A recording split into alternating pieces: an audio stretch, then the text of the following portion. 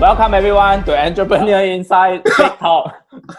Today we are very honored to have CK Loke, Director of Global Business Solutions from Baker Tilly, and Yeong, Director of SME Banking from Affin Bank Berhad, as well as Peter Lam, Managing Director of Pelican Concepts, author for Profit Max Your Business. Welcome everyone. Hey. Today we're going to discuss on a very important topic, which is protecting cash flow and preparing for the recovery during this crisis. Of course, first off, I would like to hit it on with KY with these questions. We are heading for a global recession according to IMF. And how will the economic landscape change in months to come on these unprecedented times? Well, thank you for having me here together with collectively all of us here. I think many people have said it before. This is really unprecedented, and in a even more harsher terms, no one alive has seen it before. So collectively, it's a situation where none of us want to be in, but unfortunately, we are already in. So how do we move forward from here? I think economy locally or globally going for recession is a foregone conclusion. So it's actually how deep of a recession we're gonna go in and how fast can we put it out.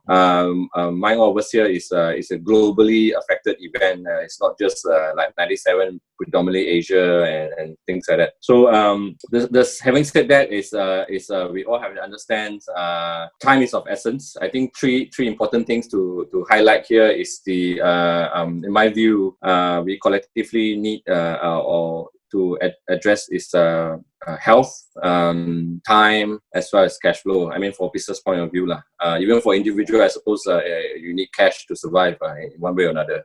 Yes. So out of these three items, I think health is paramount of all. Okay, so I think just take care of it, stay safe, ensure that you follow the rules of MCO, and the other thing is time and cash flow. Well, we talk about it as we move along about stimulus package and along the line of these tools.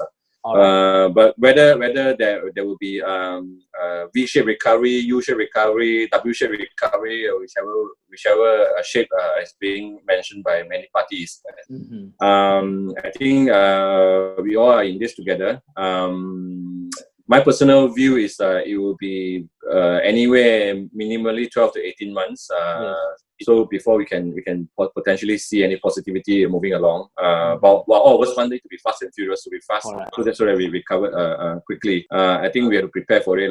There's the 6-month moratorium coincidentally given by the government on all loans. I think that the time is very critical for us to ensure that we reflect, reorganize, and re-strategize going forward. Okay. So I think it's important that the economy, how they recover, is like helping each other. We have to do potentially a collective sacrifice of something by everyone, including the employees, employers, governments, individuals, banks, and so on and so forth, so that the whole thing can pull out. The unfortunate thing is, I think we have to acknowledge that not everybody will pull through.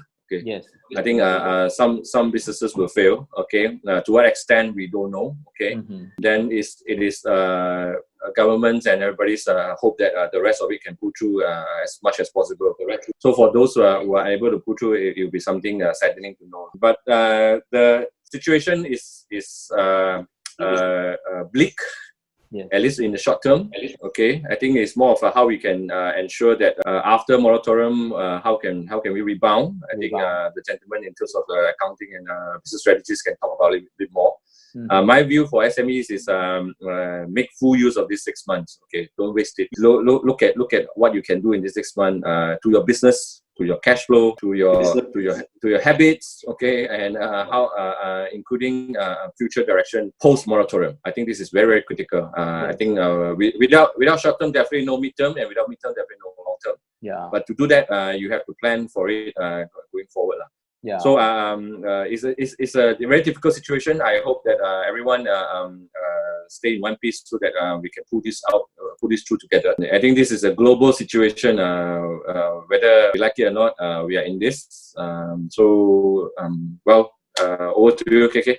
All right. Thank you very much, KY, for the answer. Yeah, you are right. Totally right. Because right now, I think most of the focus will be on short term to mid term. Because looking at long term, a lot of uncertainties, nobody can tell for sure. Peter, your side? Yeah, so it's definitely, this word is overused, but it's definitely unprecedented times. I liken it to like a World War III because the whole world is involved. And in addition to, 100 years ago, there was something called the Spanish flu. Yes. And then immediately following that, there was the Great Recession. Immediately preceding that was World War One. But I think this is all three major events combined, Yeah. Is that serious? The So mother I of don't all want to be crisis. pessimistic. Yes. Mother of all crises, right? Yeah. So I don't want to be pessimistic, but I think that's the realistic view. So if we get out of this in 12 to 18 months, that'd be fantastic. But I think we have to be prepared for the worst case, which could Yes. mean it could last a few years. Yes. So that's the reality of the scenario. And I think in times like this, where we are constantly bombarded by news flow because of today's technology, where we have instant news in the palm of our hand with our handphones, and we have WhatsApp messages all the time.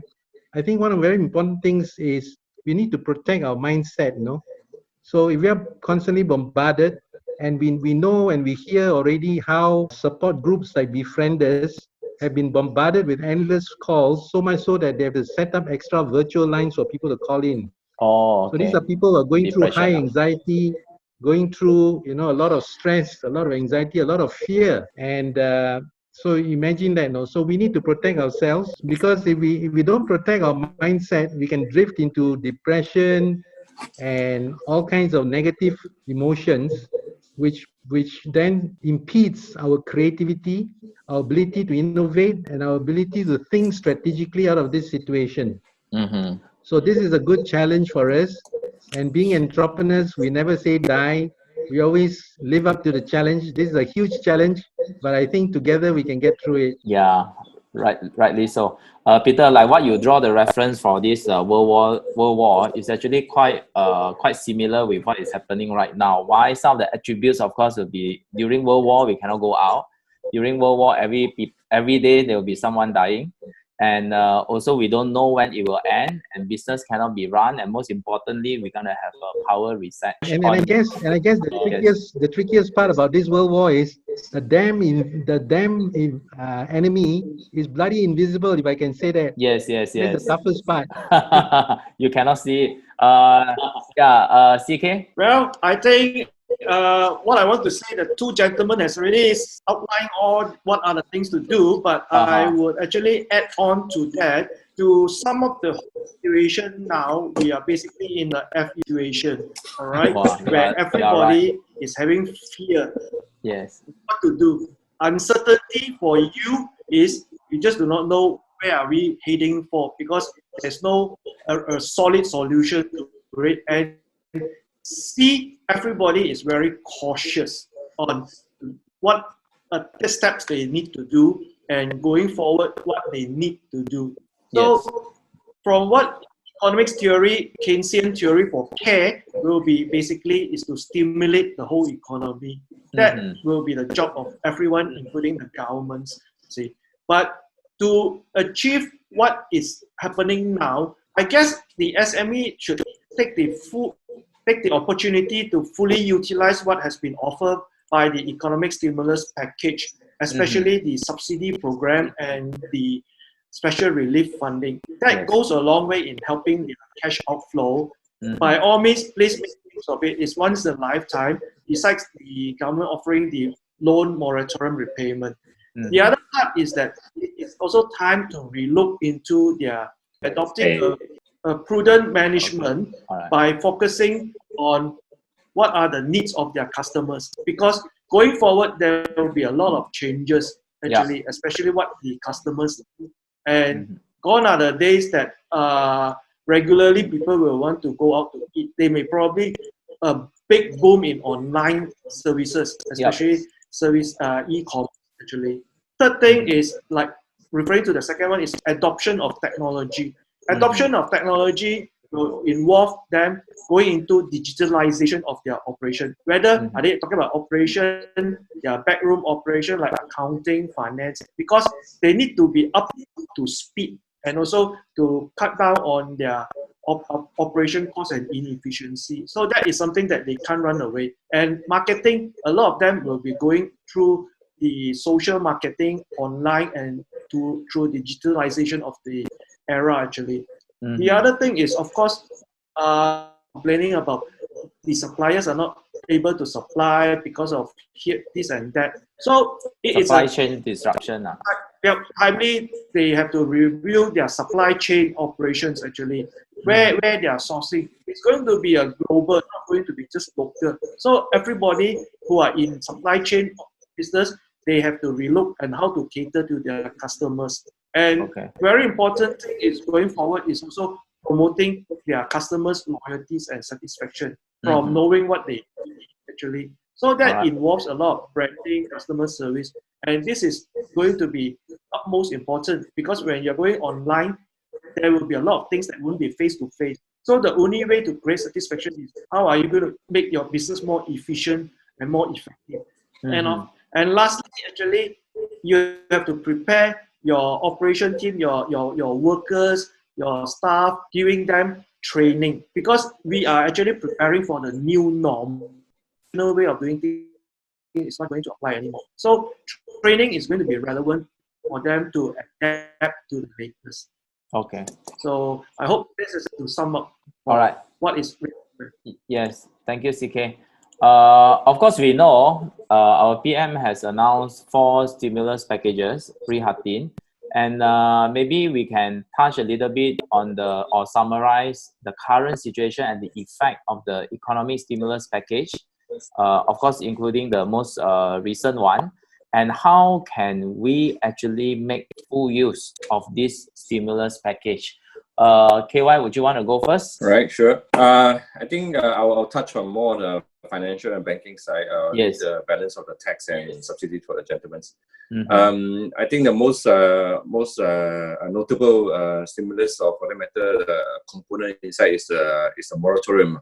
Yes. I think everybody by now is aware and of the moratorium. If you're an individual or SMEs, you get a 6-month automatic moratorium. I think it's critical that this moratorium came to place, and then it's really unprecedented. I think in my banking life, I have never seen this before. This is the first time. Hopefully, it'll be the last. Okay. Yes. Yes. So I think it's important to note that this is not a time to take a breather of not doing something productive. So I think what I meant to say is just that.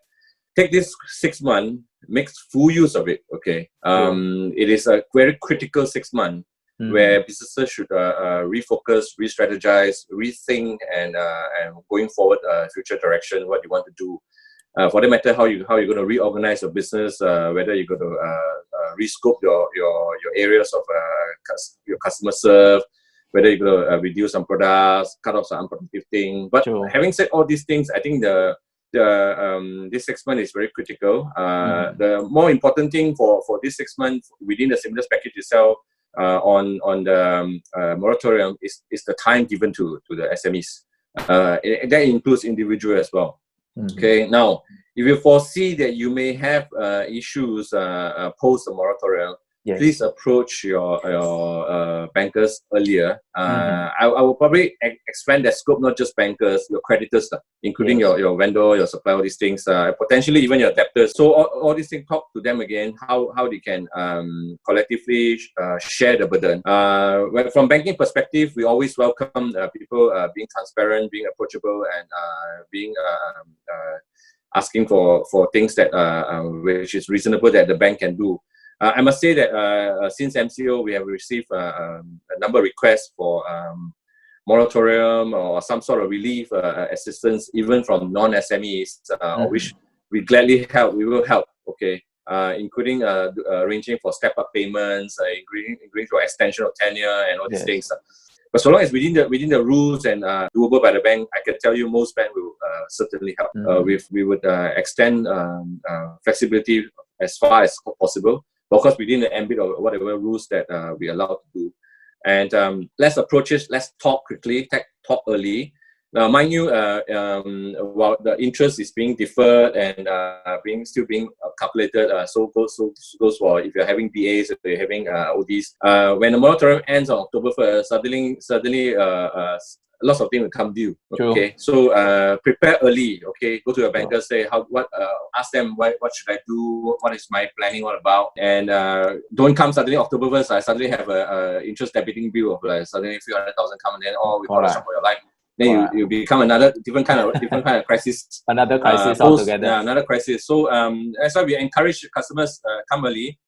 Use this 6 months to build up a buffer if you can. Okay, and for at least post moratorium a buffer, a couple of months of buffer post that, because effectively you have 6 months to pay your 1 month installment right now. True. Okay, get yourself ready. Okay, 1-2 months kind of thing. So this is the critical of the stimulus package of all. Then the next one, of course, is the SRF, the relief facility. Yeah. It is 5 billion in nature, 5 billion in size now. Whether it's enough or not, I think it's too early to tell. I would probably think that slightly more would help, but I think it's still early. It's just started only.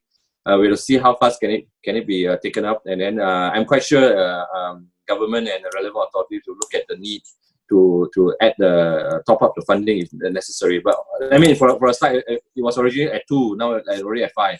True. So I'm quite sure that if there's a if need needs and arises, need arises, I'm quite sure that the government will consider for more. So that funding itself is up to $1 million, and based on the statistics, I think the approval rate is very high. Okay, I think I also urge that for those you're already very comfortable with your cash flow, perhaps you don't apply. Allow those who actually have more need to apply. True. Despite the very attractive low rates, I think the rate is suppressed to this level to help SMEs in the first place. So, but if you don't have such need, don't apply. Let other people apply. Okay, so that the funding size can reach more deserving cases.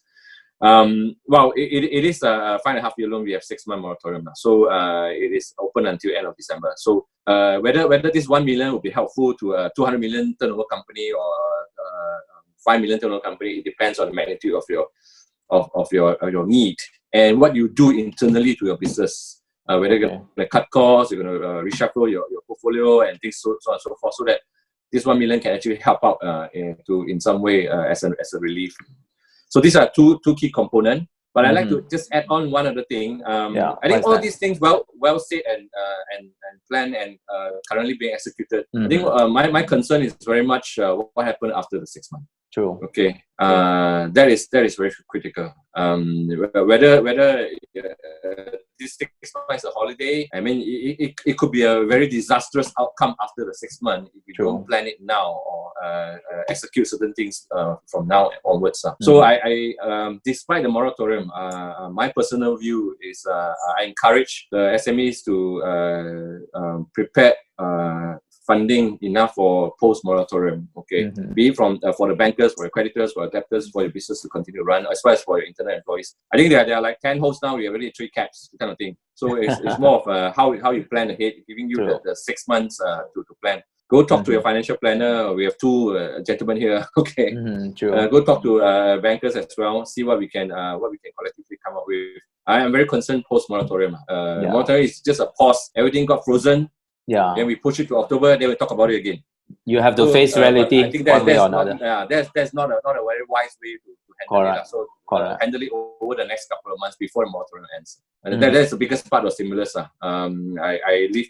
I leave all the balance of the stimulus to Benjamin. Rightly said, plan ahead and be proactive about it. CK, your side, what is your comment on the economic stimulus package and what can we make full use of this package? Well, I will comment from the perspective of being an accountant, actually, and stressing the importance of having a set of accounts, actually, and make sure that the accounts are up to date, because without the proper set of accounts and an up-to-date accounts, there's no way you can plan, actually.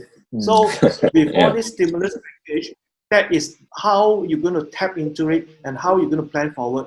I agree with KY about the post-moratorium, actually. So in this case, is how are we going to know that you have sufficient cash reserve going forward? Now, can say a lot of SMEs probably the cash outflow forms the cash outflow for loan repayment forms one of the biggest part for the cash flow of SMEs actually. So the moratorium definitely helps them at the moment.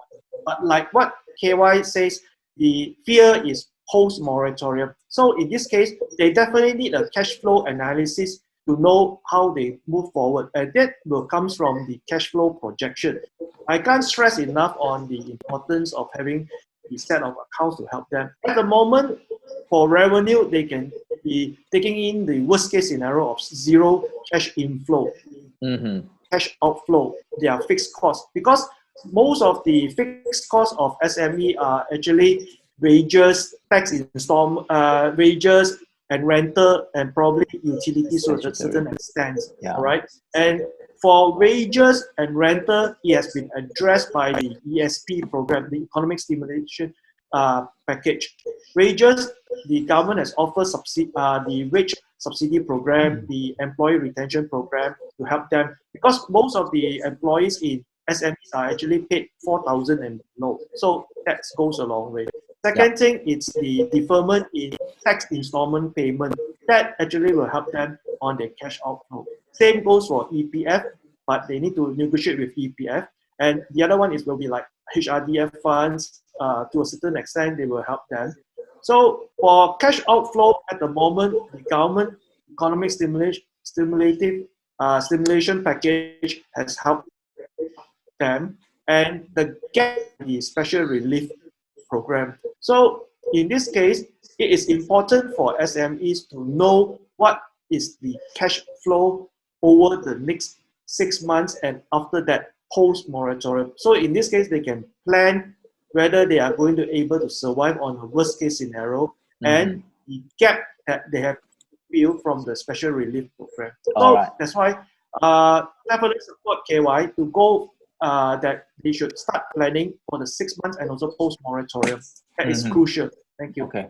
Peter, would you want to comment a little bit on economic stimulus package before we go to how to protect our cash flow? Yes.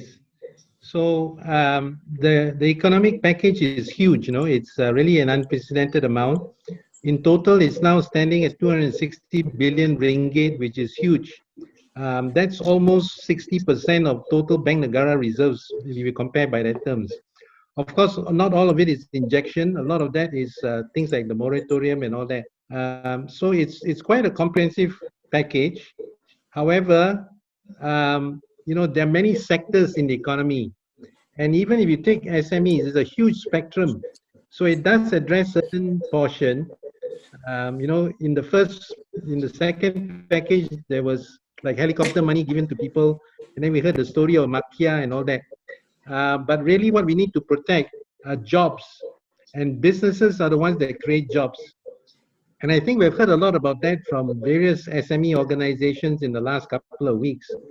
But the reality is there will never be enough for everybody. So whatever is we get now, we want to take full advantage of it. And whatever the stimulus package is, we still need to plan for our business, whatever it is. And this is where it gets a bit complicated, because I'll show a little chart in a short while. But again, it depends on what sector you are in, what industry you're in, and so on. But broadly speaking, I would advocate two things we need to do. Number one is scenario planning, which I think CK has talked a little bit. Yes. We need to do a scenario planning of what if we minus 50, what if our situation is minus 50%? What if our situation is minus 80%? What if we only have 20% of our business left in 12 months? So that's the kind of scenario planning we need to think about. The second aspect is we need to set up what I call, especially for the mid-sized organizations, the mid-sized companies, where you have a finance manager or finance controller or finance director. You need to set up what I call a cash flow war room. So it's a war room.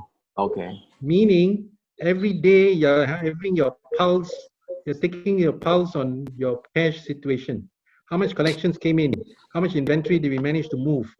What other expenses do we need to cover? And I would always suggest a 13-week rolling cash flow forecast. So most accountants will look at cash flow on a monthly basis, how much cash we need for January, February, March, and so on and so forth. But in crisis moments like this, we need to look at cash flow on a week-to-week basis and monitor the cash position on a day-to-day basis. So a 13-week rolling cash flow forecast. By rolling, I mean if this week we're looking at 13 weeks forward, by next week we got to add one more week because this week has fallen off the calendar. So in my book, Profit Max Your Business, in chapter 4, I talk about cash flow forecast being a 13-week rolling forecast where we can really take control of our numbers and really understand our true situation. Because if you're going to have a cash crunch in 8 weeks' time or in 12 weeks' time, do you want to know it on week 11 or do you want to know about it now? Now, of course. Obviously now, right? So that you can plan ahead. So you might want to look at, is there some asset that I can dispose of to get a big sum of money to pay off the thing that I've been postponing and talking gently and persuading my creditors to give me another 6 weeks credit, but it's going to blow up. So I know it will blow up in week 11. So I better do something now. So what can I do now so that I don't run into the crunch in 11 weeks' time? Sure. So those would be the two very important things that I would suggest. Whatever business you're in, and KY's advice is very prudent, no? So we have to plan not only for the moratorium period of 6 months, but what happens after that.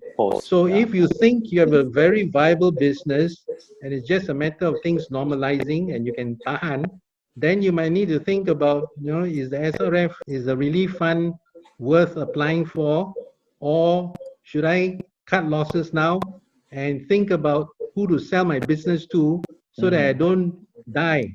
At least I can come back again and fight another battle when this war is over. So those are some very fundamental things that I would suggest business owners take a serious look at. No need to be gung-ho and say, no lah, can one. I went through the last crisis, this is just another one. This is not the same thing. This is not the same thing. I just want to emphasize that this is not the same thing. This is totally hyperbolically different. So I think I'll stop there. Okay, sure. KY, any advice for the entrepreneurs to protect their cash flow right now? Well, of course, we all know cash is king now, but to me, our add-on credit line is queen. So, cash is king, credit line is queen, yes. Okay, so of course, SRF certainly helps in terms of not about protecting or at least make available additional cash flow. Well, naturally, what CK had just mentioned, you go through really all your lines, and as what Peter has mentioned as well. Do you really need that kind of expenses? Do a scenario planning, which is often done at a big corporates.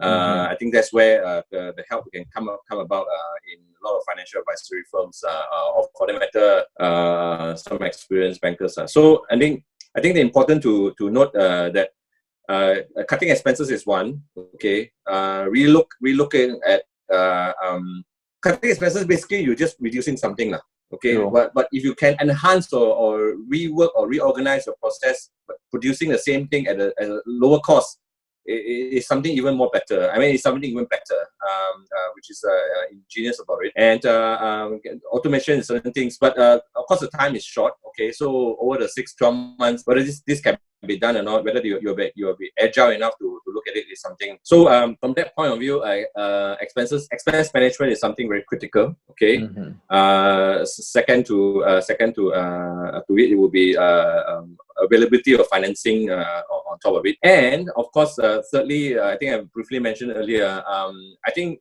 cash flow is about you have more things at hand instead of adding others beforehand. Correct. So whether you can talk to whether you have a little bit of transparent conversation with your creditors, that's really those that are really stronger ones to allow you longer credit terms.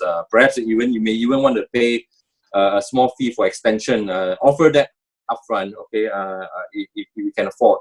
I think these are ways and means to ensure that you have enough cash to continue to roll pending normalization of the entire economic situation. Well, this is not something rocket science. I think a lot of things is more of how you can get yourself a little bit more creative in handling, delivering the same thing while at a lower cost. which means your top line is likely to be the same, but your cost is keep reducing. Oftentimes, of course, SME has always been very prudent in terms of cost management, especially on people point of view. Oftentimes, I mean, for slightly larger companies, you will remove one or two people, I can tell you the things will continue to still run without you realizing it, because somehow or other it's still being replaced. So you'll find that some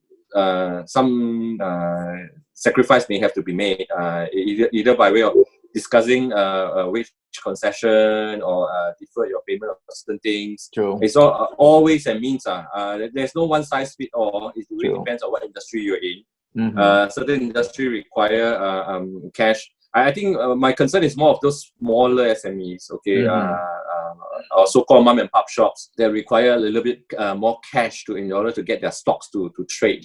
I think that's where whether a candid conversation or whether some sort of deposits will help, or additional deposits instead of full payment. Perhaps like what Peter has mentioned, in some way you've had a little bit of time liquidating some assets and so on and so forth, including even if you have 3 cars now, it's very much depending on everything. Oftentimes people may talk, don't count the 5 cent, 10 cent, but this kind of time, the 5 cent, 10 cent will count, even 1 cent you will count. It makes all the difference. It's more of it makes a lot of difference. Whether this 6 months, 12 months, or 18 months, it all depends. Now, at the end of the day, how do you know all this? CK brought up a good point. Your accounting has to be sharp. Okay, SMEs always complain, cannot get loan. Then when we ask when is your financial, it was 24 months ago. How am I supposed to assess? So, I mean, we have rules to abide with. No doubt certain flexibility can be given during this time.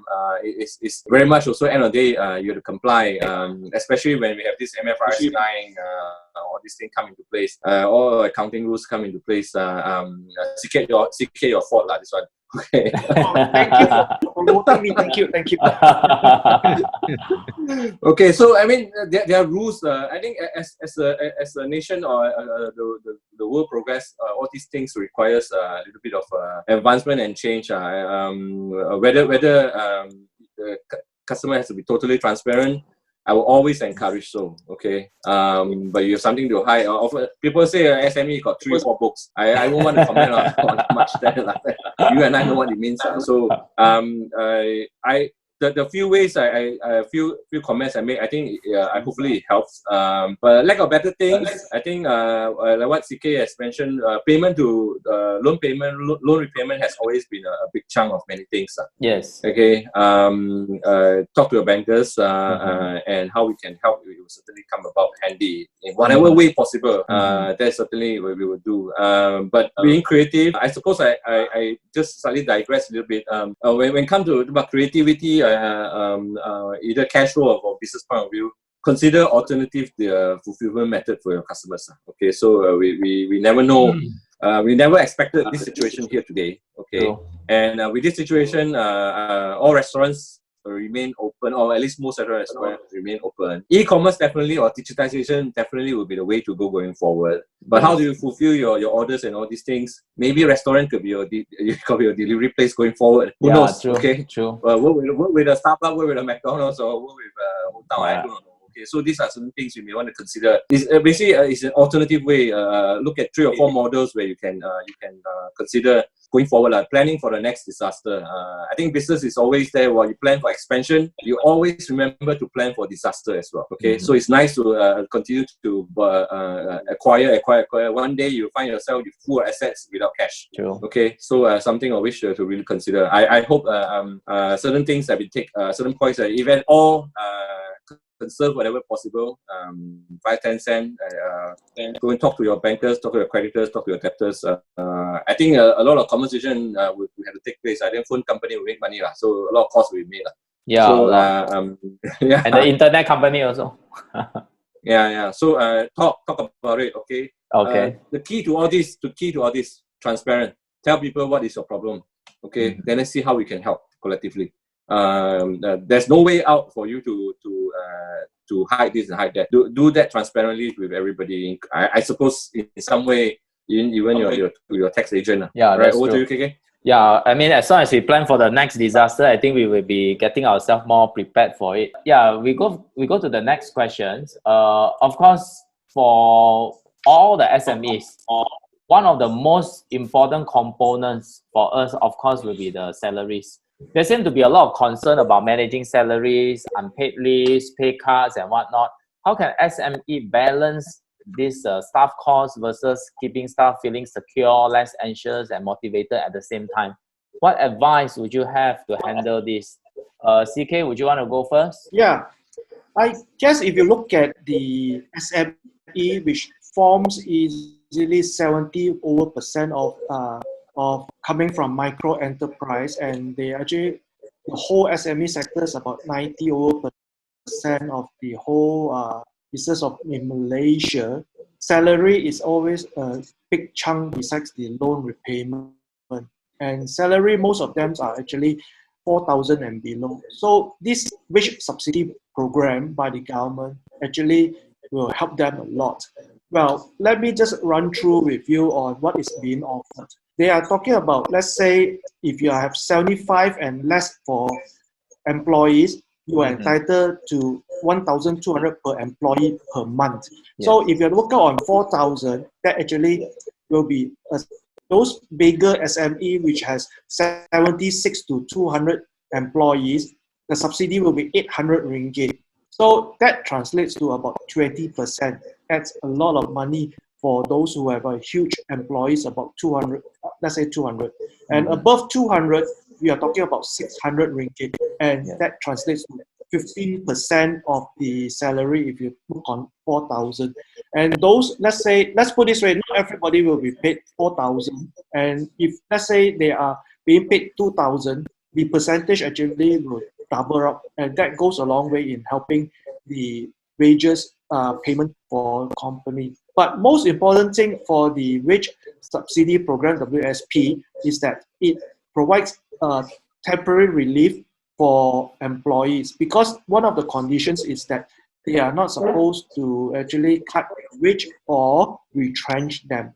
So that will give some comfort over the next 6 months, and there will be a situation for this stimulus package. But again, like I stressed just now, is all the SMEs should look into their cash flow and start planning going forward post moratorium, post crisis program, post MCO, because this only lasts to cover for 6 months actually. So after that, the question is what will happen? So planning now is crucial. Over to you, KK. All right, thank you. Peter, would you want to comment on the employer-employee relationship, especially on the salary part? Yeah, a couple of things. So first of all, salaries are a big chunk of SMEs cost. Yeah. Especially if you're in the service sector.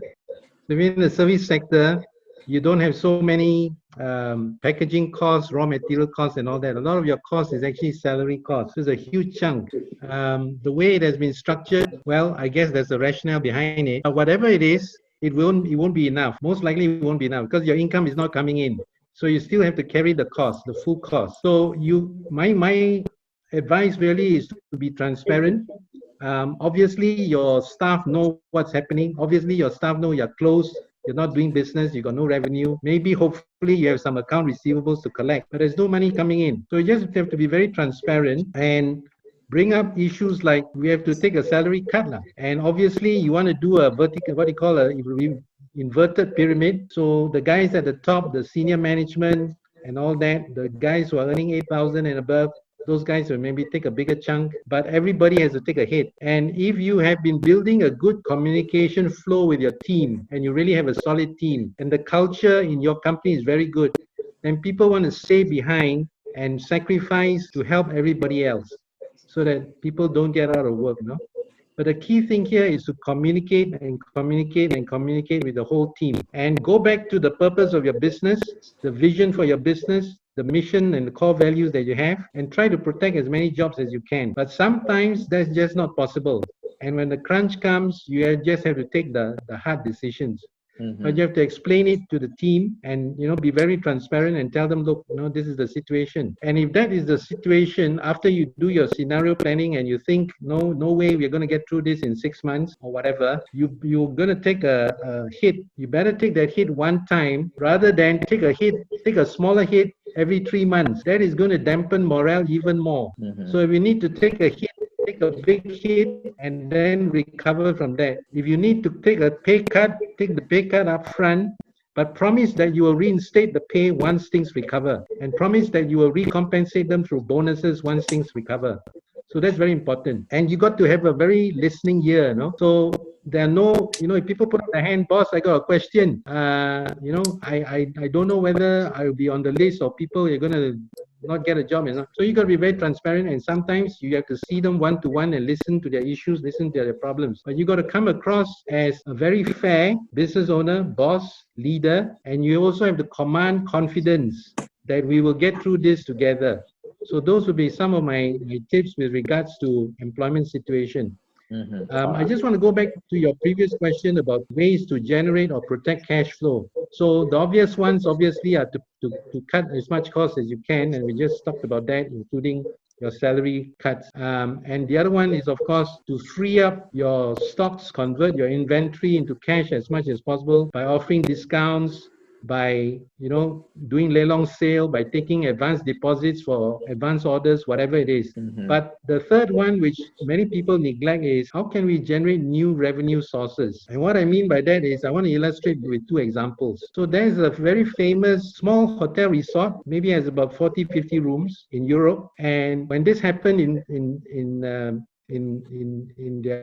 their country 3-4 weeks ago, everybody canceled their bookings for weddings. So here is a wedding resort that generates 70 to 80% of their revenue on hosting weddings for wedding couples, and everybody cancels because nobody wants to have their wedding now, and it's canceled for the whole year. How is that bad? When you have thousands of people dying, you really cancel the whole year. I'll get married another day, another year. So imagine the impact of that.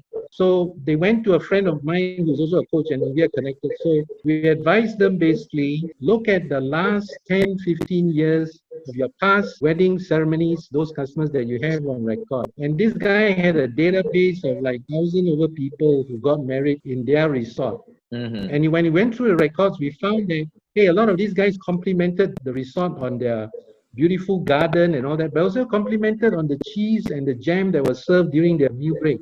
And so what they did was they did a deal, they did some kind of partnership deal with the supplier of that wonderful cheese and jam, and supplied it to their database, and they got a commission in that.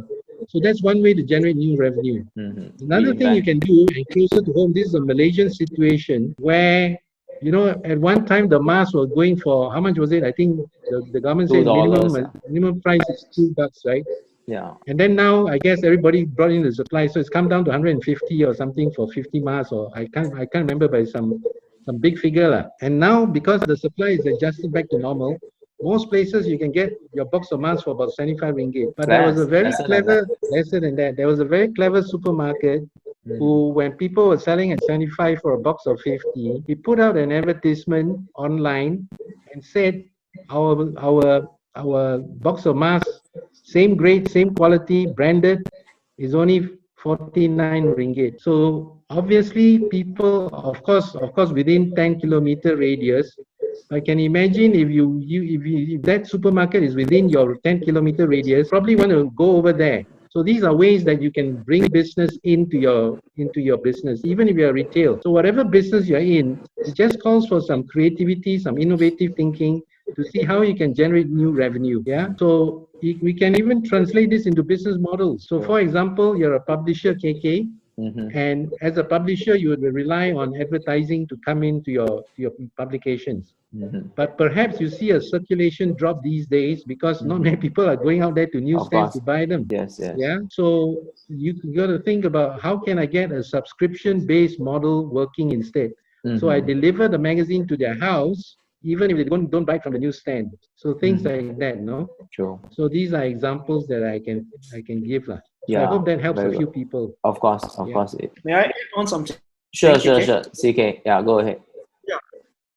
With regards to the employees things, all right. So I guess I agree with Peter on the communication part, and after moratorium, after they enjoy the subsidy, laying off retrenchment could happen. But I actually would like to reach out to SME to reconsider that decision, because when you retrench staff, especially permanent staff, it involves a lot of legal implications and also procedures, and that may probably involve compensation and ultimately affect your cash outflow too. So laying off may not be the best solution in certain circumstances. So having a cash flow for planning will be crucial, and agree with Peter that they should discuss with staff after the moratorium and also after the MCO. If cash is still continue to be a crunch to them, they should propose a way on how to manage for the wages, actually, like a slight reduction in return of certain reinstatement or incentive or bonus later on. That will be actually a good way, and also to promote staff loyalty, actually. Now this is a time, actually, a lot of staff actually will be understanding and want to support. They also have fear of losing a job, and they do not want their company to go bust. So it's time to actually start planning this discussion. And coming back to the wage subsidy program, I would like to highlight actually 3 very important parts for those who are intending to apply for it. First of all is that the last actually subject to availability of funds. So if the funds runs out, so it will be stopped anytime. Third, the government can actually stop that funds anytime if there is under certain circumstances they need to. So please be aware and be proactive to apply for that subsidy as soon as possible. I just want to add, no, there's no one size fits all solution. Of so everything is on a case to case basis, depending on the situation and circumstances of the particular business. Yeah. Okay. KY, the next question is addressing to you. Of course, now we know bank also might have different risk management altogether, because I'm hearing, I don't know how true is that, some of the banks are tightening, and they might have come out with their own new loan guidelines. So during this critical time, how can businesses, SME, get the financial help they need at a faster rate from the banks? And apart from the 6 months moratorium, how else can a moratorium as well as a SRP, how else can the bank help the SMEs? Okay, I suppose some of these points mentioned earlier by various speakers just now. But the key to note all is, risk appetite definitely will change given the circumstances. We do stress tests every day, then stress this, stress that, and all these things, assuming what will happen. So it's always the case, even in the banking industry, we don't stress it. I think the regulator will ask us to stress also. Okay, so now, to say that we continue as business as usual, I don't think so. I think everybody, in all banks, will exercise cautious on lending. Now, whether we would say that if any certain sectors or certain industry we don't lend, I don't think that would be a case to be worried about. In certain banks, the risk appetite has been not lending to certain sectors. I think that will carry through with or without a crisis. Yeah. Okay, so that is certain things. Now, with crisis, maybe some banks would add on certain industry we don't touch and all these things. But having said that, I think it's a yes and no situation. Even the worst hit one, probably tourism right now. Okay, I think I'm quite sure that there will, the travel agent, your hotels and all these things. I'm quite sure there are people, there are entities or businesses who are very strong in these sectors, and they may need some funds to pull through this time. We will come in. For that matter, banks will still continue to assess, especially if you go back to your existing banker, or which you are the most badly hurt sectors. Go back to them, knowing that your track record has been good, you have built up a certain reserve, but just that you don't have the liquid asset to put it through and these things. I like to it. But again, it is not business as usual. Yes. Because it's subject to more questions, subject to more collateral or things that may or may not. Okay. So these are things of which we have to be aware lah. Now, even your normal SMEs, probably that you won't probably give more credit terms to people so easily without asking more questions. Of course. I think that's a norm given the current circumstances. But don't get overly done necessarily so that it become another trigger point for another unnecessary crisis. But having said all these things, even given ourselves, we continue to approve loans. For that matter, every week we have loan coming out, which is non-SRF in nature. Okay. So which this business has remained strong during the MCO time. Yes, I think business affected. Down the road, yes, may continue to be affected. But we know their business model well, and then they have explained it and all these things. So we understand that we continue to grant them. But of course, the terms may be slightly more stringent compared to normal times. But most businesses understand, and for that matter, if all these terms can be removed, as to how to get loan faster on SRM and all these things, I'll put it in one or two perspectives. Yes. I think during MCO time, everything is going to be slowed down. Okay, we have to acknowledge that. To what extent, I think it very much depends on what we all collectively can do. For new customers to any bank, I think it's challenging because we do not know this customer well. We don't have a track record with us. At the most, we have your secrets and your credit bureau report and all these things. But what can be done for existing customers is much faster. Definitely, we have your track records. We just need to do a few more confirmation. Then, of course, the challenging part is the legal firms are closed, the stamping office are not open, and then the COSAC is also closed, and so on and so forth. So these are challenges, but which we will find ways to do a workaround and get everything ready. Once MCO is lifted, we just need to do a quick turnaround all these things, then you get your money and so on and so forth. Or for that matter, we do a post-condition kind of thing, you get it done. But for new customers, that will be a challenge. So I think I've been asked quite a number of questions about what happens if I'm new to your bank. I'm new totally to the lending circle. What should I do? Given the MCO right now, nothing can move. Well, for a start, I think you can get access to your IC. Okay, so that is helpful. Okay, and whatever documents that you can get from your bank statements, either at home or your office, I think the company name, company numbers, the bank can still do a very preliminary search in terms of checking in terms of your secrets and your credit score and all these things. I think to some extent it still can be done. And let's get your things ready. Okay, so and certain conversation can be done over the phone, can do through scanning and all these things. We have questions that but my documents are in office. All these things. Yes, I think it's rather unfortunate if that's the case. Whatever you have, your IC and your partner's IC, your directors and all these things, make it available first. We can do that processing at least.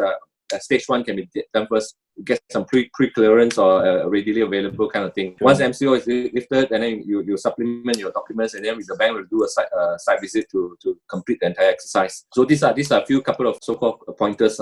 Now, whether people will actually get the loan or not, that's a different story. And of course, depending on your turnover and all these things, if your turnover is actually 30 million, for get this approved, don't say your turnover is 50 million.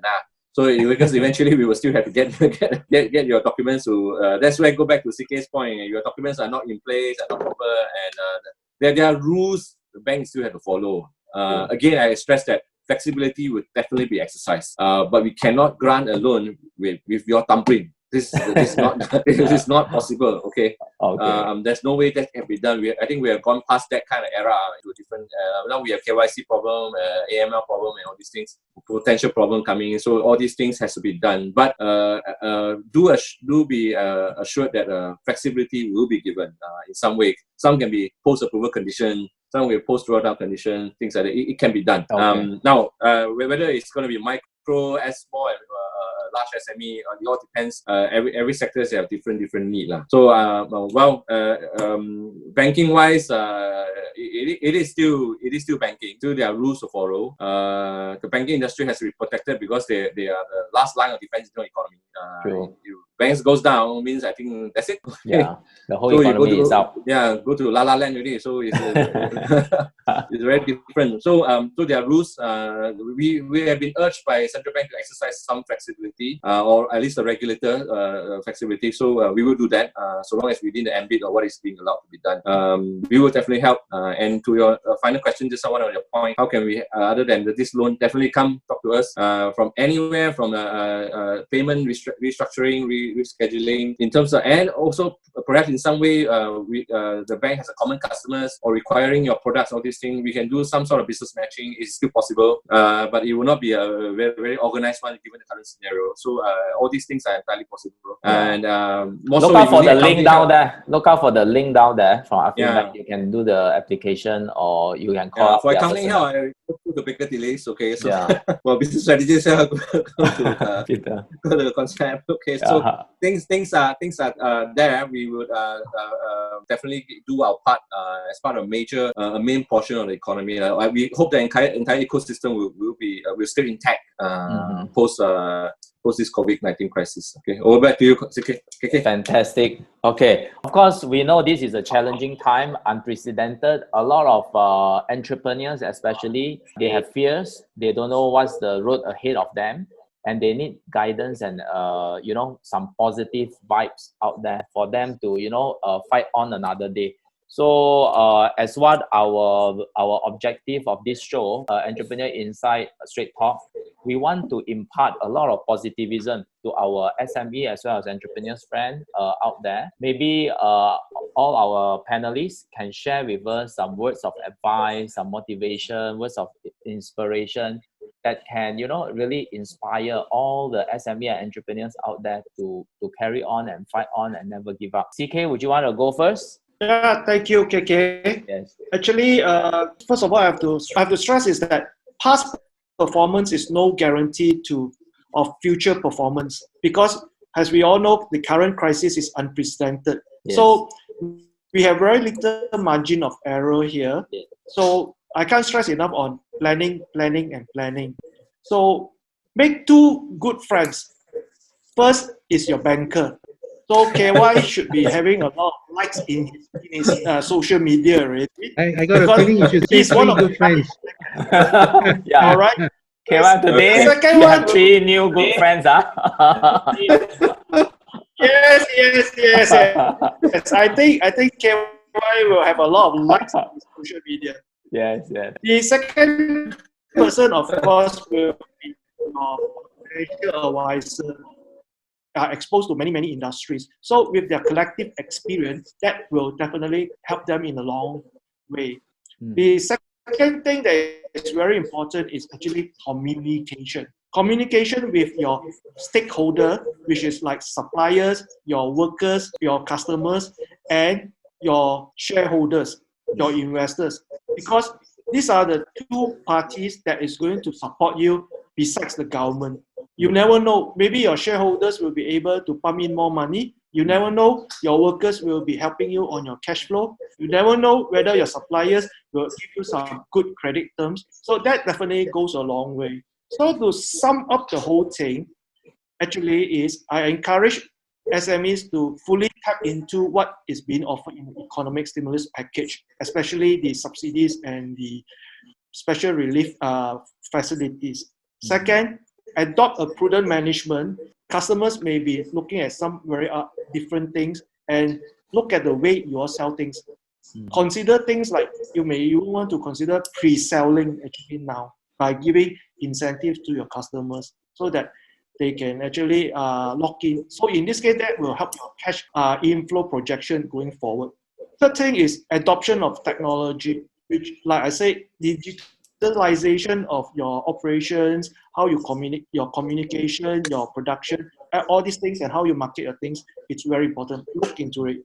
Fourth, review your supply chain. That will change the way you actually deliver your services. It's not necessarily you have to be a manufacturer. It can be service sector that you have your supply chain to. Fifth, if you have to, promote customer loyalty and satisfaction, because these are the people who will stick to you, and these are the people that you go back when the crisis is over. Lastly, is to provide adequate training to your team. actually. Be it your C-suite managers, your managers or your workers or even your laborers, because this is going to be a new normal. Give them the relevant training, actually. And the government actually provides good funding for the training. So make use of it. Over to you, KK. All right, thank you. KY, any advice for our entrepreneurs out there during this challenging time? 2-3 pointers. I haven't been an SME all my life, lah. Okay, so I don't pretend to know everything. Actually, I don't. But having dealt with them many years, let me just highlight a few things. Maybe it will help. SME come in many sizes, big and small. So some is a 5-man show, some is a 50-man show, some is a 500-man show. So depending. So I will probably say a few things. I echo exactly almost entirely what CK has mentioned. Of course, you must get through the short and medium term. That is first thing first. To get it through, I think the whole session is about looking at your cash flow. How do you get a little bit more room for you to maneuver, get your runway a little bit longer, being one thing. And I would probably say that prudency is very important. I think it's often SMEs see an opportunity want to grab, I think, which is not wrong, but there's always time that I have often in my banking life see customers who wants to see a very big contract. Often thought of it is, wow, this one I can get it done means set me for life. Yeah, set me for life. Oftentimes now 9 out of 10 times they say, okay, it's rather unfortunate. Okay, so prudency is always important, step by step. Of course, a certain time you have to take calculated risk, so be it. So I will still continue to advocate that mindset and thought process. Okay, so if that thought process has always been in place for the last 10-20 years, I'm quite sure you're well prepared for this crisis. Okay, so but we're already in the middle of it anyway. So if you can get out of it, or for that matter, I think you still have some runway to get out of it.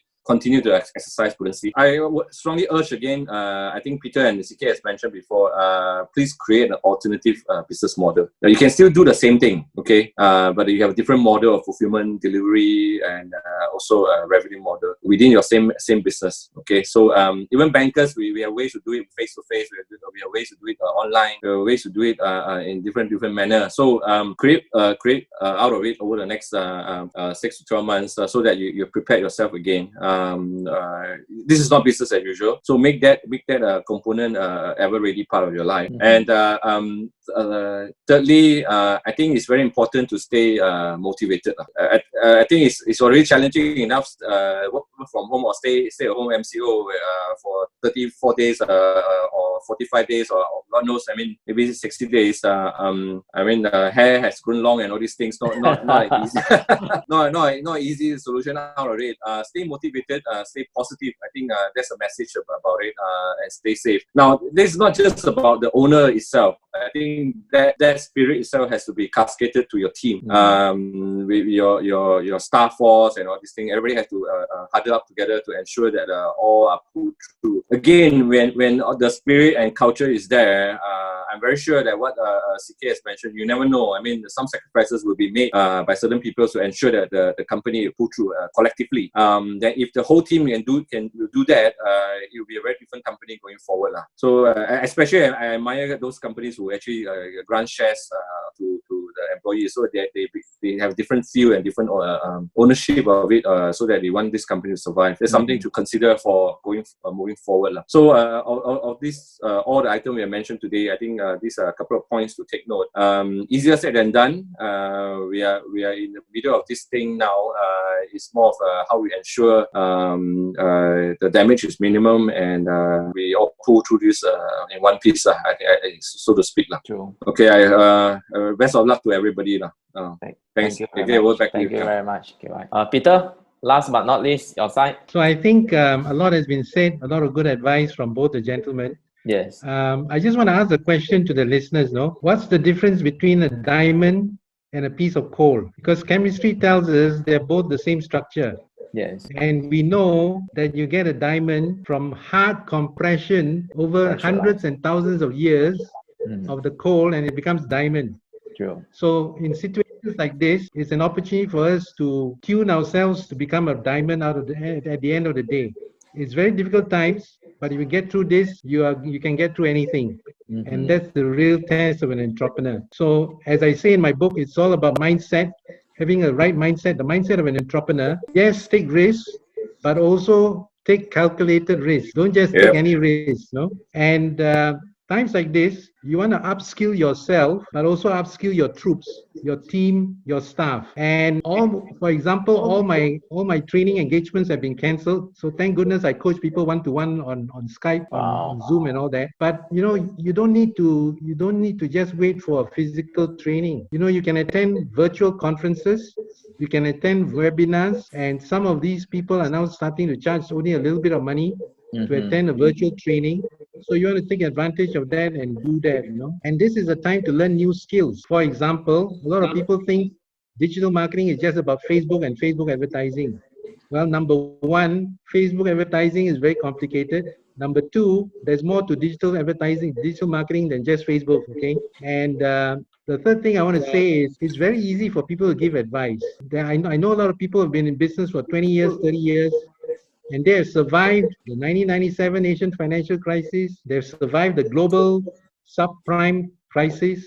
They've survived many crises, and they can give advice, but they are different. I mean, taking advice is like going to the golf course, right? You can take advice from the pro, or you can take advice from someone who thinks this is the way you should hold your club. Yeah.